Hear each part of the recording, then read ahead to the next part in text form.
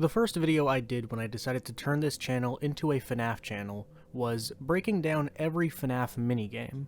That video has not aged great, which is why I don't actually love the fact that it is my second video to hit 1 million views. But it was nice to talk about the minigames of the series because they're very interesting and iconic parts of this franchise. Although I occasionally said when I liked a minigame in particular, that video was simply talking about the minigames and trying to explain the content.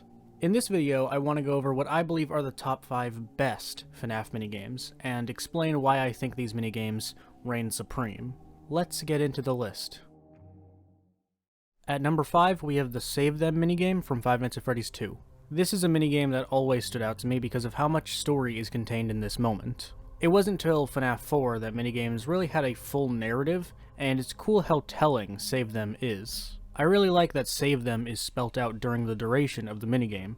It's not super easy to hear, and I like that it tells you what the puppet wants to do. You could argue that the Give Gifts minigame also tells you what the puppet wants, and I do like that minigame as well, but it's very direct and simple, and I prefer the way Save Them makes you actively think about it. The minigame also ends with Purple Guy and the little text that says you can't, and I think that the dynamic between the puppet and Purple Guy makes this small minigame really interesting. This minigame alone tells you so much about the puppet and Purple Guy, which is really cool because, again, it didn't have to be super direct to accomplish that. At number 5, we have the Post-Night 6 minigame from Five Nights at Freddy's 4. I totally understand if the phrase, "I will put you back together," ruined this minigame for you, but I actually really enjoy this one. You guys know I like it when this series weighs in on the emotional side of the story, like with Henry in FNAF 6. This minigame is just so gripping, and everything about it is honestly great. I like that it starts off with the older brother apologizing. Again, it's a focus on emotion, and it actually treats this character like a person that has to face the consequences of their actions.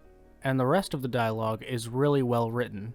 Again, I understand the frustration caused by the vagueness, but I just think the dialogue in this scene is really interesting and engaging. I think what makes Five Nights at Freddy's so great is the mystery of it, and the mysteriousness that comes with phrases like, "You're broken, I will put you back together," all that stuff. Yeah, I understand the frustration once again, but it's just interesting and thought-provoking. And the way every plushie fades away over time, and the piano music really makes this scene feel like a devastating event. I can't play the music because that's like the only Five Nights at Freddy's song that is copyrighted, so I can't play it for you, but the piano music in this cutscene is so beautiful. No minigame is perfect, and I won't claim this one is, but I do legitimately find the Post-Night 6 minigame of FNAF 4 really fascinating. At number 3, we have a tie between Take Cake from FNAF 2 and the Security Puppet minigame from Pizzeria Simulator. These minigames both detail the same event, and I think they both do it in a great way.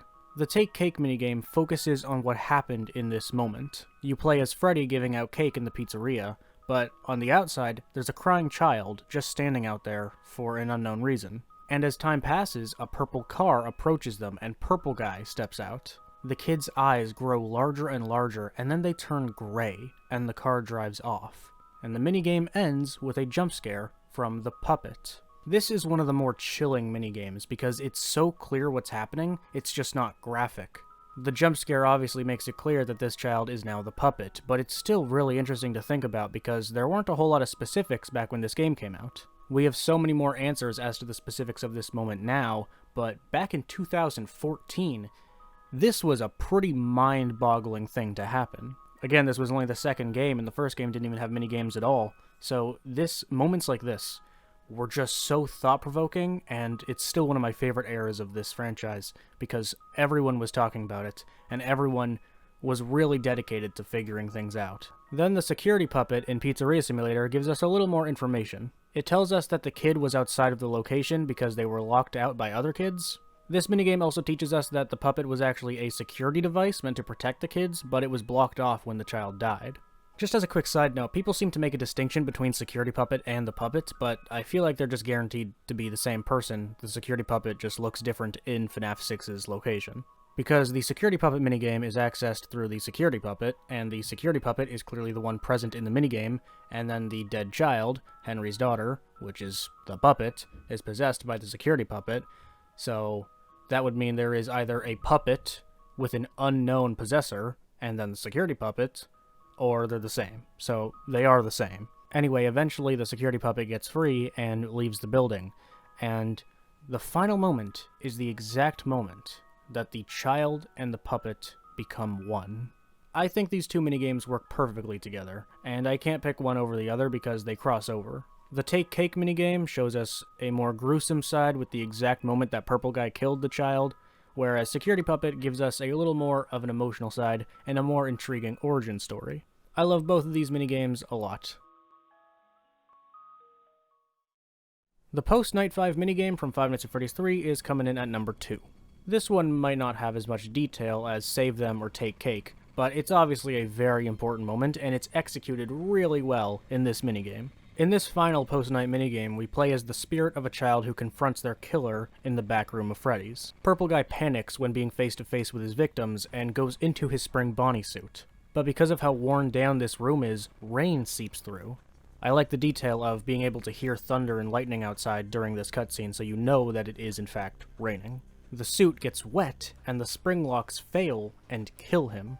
Because of how long ago this was, and how much information we've been given at this point, it's easy to neglect how massive this moment was. This was at the very end of Five Nights at Freddy's 3, which was all about this character called Springtrap that nobody knew anything about. And this minigame explicitly tells us who the killer is explicitly for the first time, by giving this mind-boggling realization that we've been face-to-face with the killer during the entirety of this game. It gives us the origin story of this weird character, and we learn that he's in this position because he was forced to face his past by the children he himself murdered in cold blood. This is a brilliant minigame and a fantastic plot device. The post-Night 5 minigame of FNAF 3 will forever be massive and remembered. Before I get to my number 1, I have a couple honorable mentions. The post-Night 5 minigame from Five Nights at Freddy's 4. I would have much preferred this to be about the bite of 87 as opposed to a new bite in 83, but it's still a pretty chilling minigame with a shocking conclusion. Circus Baby's minigame from Five Nights at Freddy's sister location. Not enough happens in this minigame for me to put it in the top 5, but the ending is pretty fantastic. It's really shocking, it provides some information on Baby, and it works well as a plot device, and it is a pretty frightening moment. And finally, at the number 1, we have the happiest day from Five Nights at Freddy's 3. This one isn't really scary or shocking, but it is extremely satisfying. In order to achieve the true happiest day ending, you need to go through this complex and absurd journey made up of a bunch of other minigames on the other nights. This final moment of FNAF 3 is just so beautiful. This minigame is about putting all the tortured souls to rest. These kids that have been in pain for decades are finally able to be at peace. The moment where the spirits disappear and the masks fall to the floor is one of the best moments this series has ever given. This one isn't super complex, and I wouldn't even say it has a great narrative necessarily, but I think this is the absolute best FNAF minigame because of how beautiful it feels as an ending. I'm glad FNAF 3 wasn't the last FNAF game, but if it was, this would be a more than satisfying ending. Even though it isn't the final FNAF game in the timeline, it still feels like an ending, even if it isn't the ending of the entire story. It's just so rewarding. It takes a lot to get to this point, especially if you don't look through a walkthrough, and this ending is an amazing conclusion. Once again, the moment where the masks drop, and the music of it it's so... I use this music all the time when talking about like the older FNAF stuff because it now gives off such a nostalgic feeling. But it's always given off this feeling of the story has ended, or at least we've set these souls to rest. These souls can be at peace. These souls can be free. I absolutely adore the music that plays during this moment, and I love everything about this minigame. There are plenty of solid minigames in this series, but the happiest day will always be something special.